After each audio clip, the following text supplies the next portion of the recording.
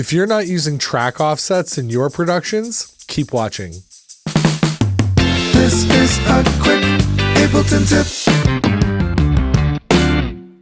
Hello, my name is Jordan, and welcome to another installment of Quick Ableton Tips. Today, what we're going to be talking about is track offsets. Now, in Ableton, track offsets are really powerful, and I'm surprised I don't see more people using them. Today, I'm going to show you how I like to use them in my sessions, and hopefully you'll start using them in yours too. Okay, we're in Ableton now, and I've got a little track going, and it sounds like this.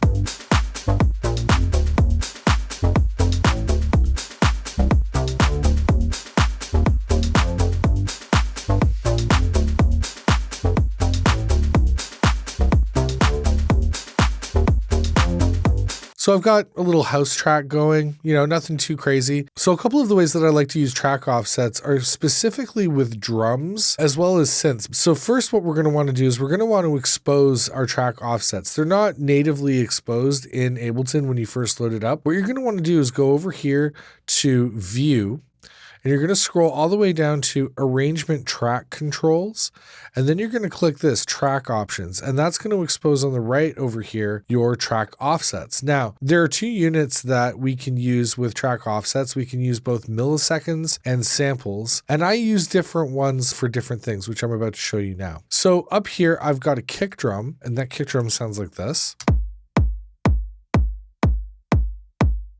And that is made up of two different samples. Right now, I've got just a really basic 808 kind of knocky sample that sounds like this. And I've got another sample, which is basically just white noise. It sounds like this.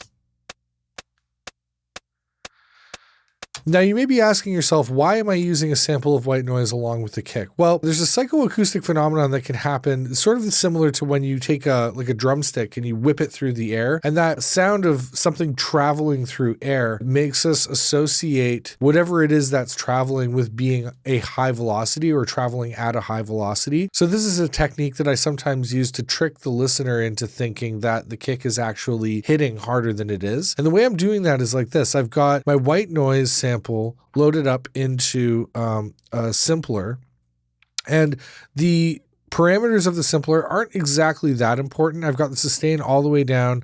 The decay is around 60 milliseconds.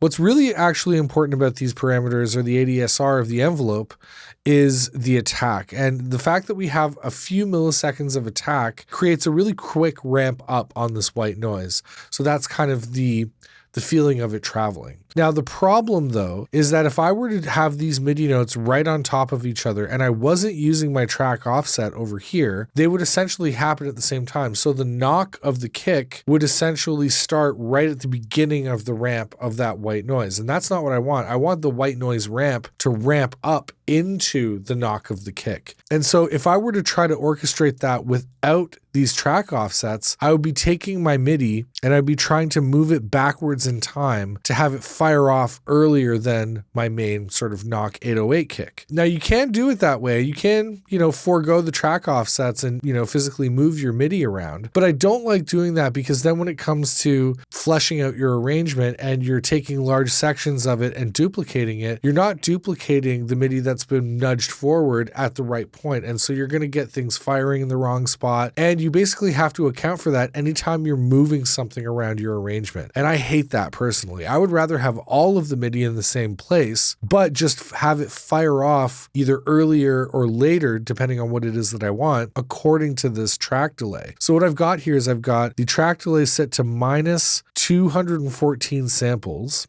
And what that's going to do is it's essentially taking my MIDI and nudging it a little bit forward. And so now if we were to listen to it normally, the kick and this white noise that make up the full picture of the kick would sound like this if there was no track delay.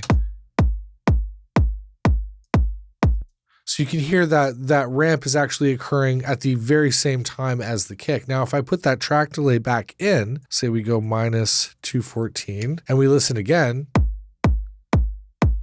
Now we can hear that that ramp is happening a lot sooner, and it's creating more of a whip into the kick. And this, as I said, it creates a sense of velocity. Really, really handy trick for making kick drums. This works on snare drums too, if you want to, again, like I said, create the illusion that your snare is being hit a lot harder than it really is. I also tend to use this a lot on synthesizers too. So my bass line down here sounds like this.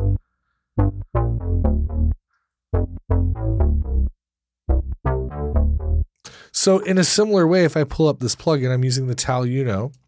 You can see that I've got on the ADSR, I've got a little bit of attack built into the envelope of this sound. Now, if this were to be firing off, I've got it set to minus 18 milliseconds. If this were to be firing off at 0, then the ramp of that note would be completely covered up by the kick. In other words, we would have something that sounds like this.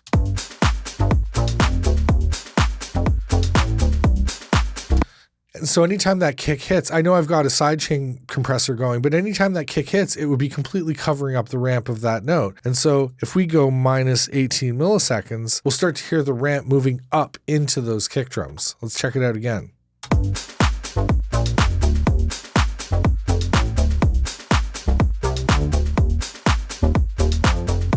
This can be a valuable technique for bass lines because I know when using sidechain compression, depending on how you have your attack and release set, sometimes the kick drum can completely take over the bass sound entirely, and you can get that feeling like you're not exactly sure what note the bass is playing. By having a bit of this ramp happen before your kick and thus your sidechain occur, you get a little bit of the note before it actually is ducked by the sidechain compressor. And you can have a bit of a better idea of what each note of the bass part is, at least the ones that are occurring when a kick drum is occurring and thus when the bass part is being sidechained. So that's how you use track offsets in Ableton. If you enjoyed the video, please consider liking and subscribing and hitting the notification bell so you can be notified when more videos like this come out. My name is Jordan.